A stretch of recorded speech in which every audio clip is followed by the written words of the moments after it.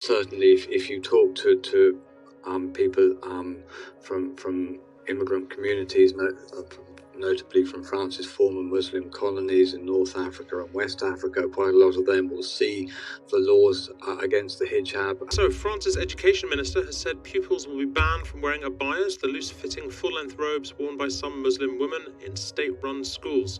The rule will come into force on September the 4th. Adam Sage is the Times' Paris correspondent. He joins us now. Hello, Adam. Hello. So, why have they brought in this rule? Why has it been introduced? Well, this goes back to 2004 when French schools, France being a secular state, they banned pupils from wearing ostentatious religious symbols. Now, that was a law in 2004 that was essentially designed to stop Muslim pupils from wearing the hijab in schools following a long-running controversy over it. Now, it's come back because more and more pupils have been wearing abayas in recent months and years, and has led to a very anguished debate. Really, the central question in French terms is the abaya a religious garment or not?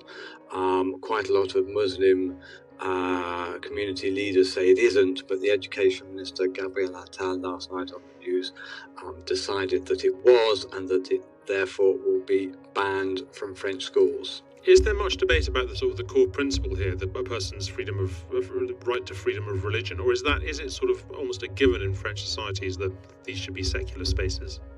Yes, I think it is pretty much. I mean, I think you will find, certainly if you talk to people from immigrant communities, notably from France's former Muslim colonies in North Africa and West Africa, quite a lot of them will see the laws against the hijab, and then another law, a separate law in 2011 to ban the burqa. That's the full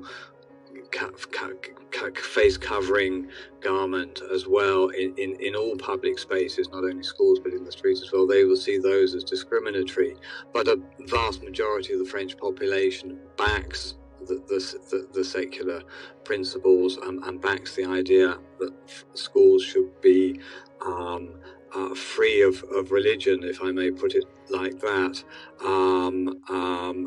and possibly notably free of Muslim religion, I would say. So on the central issue, no, there's an overwhelming majority of public opinion in favour of this. And I mean, have there been any equivalent bans on other religious iconography, whether it's sort of Jewish yarmulkes and skull caps, or crosses worn, or anything like that, or has it just been Muslim religious dress? No, the 2004 law, which is the central law in all this in terms of schools, bans all religious symbols. So if you go to school in a skull cap, that's a religious symbol.